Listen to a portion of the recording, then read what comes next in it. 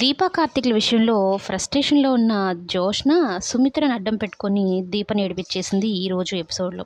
అయితే భోజనాల సమయంలో దీప చేసిన వంటని నేను తినను అని సుమిత్ర భీష్మించుకొని కూర్చొని ఉంటే, ఇక జోష్న బయట నుంచి రెస్టారెంట్‌లో ఫుడ్ తెప్పిస్తుంది.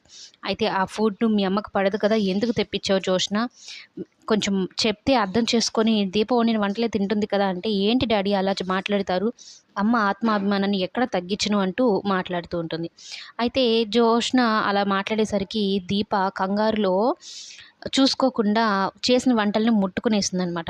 చూడు దీప ముట్టుకునింది కాబట్టి నేనసలు తిన్నట్టు తిన్ను అంటూ ఇక జోష్న తెప్పించిన ఫుడ్‌ని కూడా సుమిత్ర తినకుండా వెళ్ళిపోతుంది. ఇక దశరథ్ కూడా ఆకలి లేదు, ఇంట్లో ఇన్ని గొడవలు జరుగుతుంటాయి అన్నట్టు వెళ్ళిపోతాడు. ఇక శివనారాయణ కూడా ఈ మహాతల్లి ఏ రోజు ఇంట్లో అడుగుపెట్టిందో అప్పటి నుంచి ప్రశాంతత లేదు అని దీపని తిట్టుకుంటూ వెళ్ళిపోతాడు. పారిజాతం మాత్రం వెళ్ళిపోతే వెళ్ళిపోండి, నేను మాత్రం పుష్టిగా తిని లేస్తాను, నా కడుపులో మొదలే ఎలకలు పరిగెడుతున్నాయి అనుకుంటూ తింటూ లేస్తుంది. ఇక ఏడుస్తున్న దీపను ఓదార్చడానికి కార్తీక్ బాబు వెళ్తాడు. సర్ది చెప్తాడు. ఇలాంటివన్నీ తట్టుకోవాలి, తట్టుకుంటేనే మనం అనుకునేది సాధించగలమని అయితే చెప్తాడనమాట.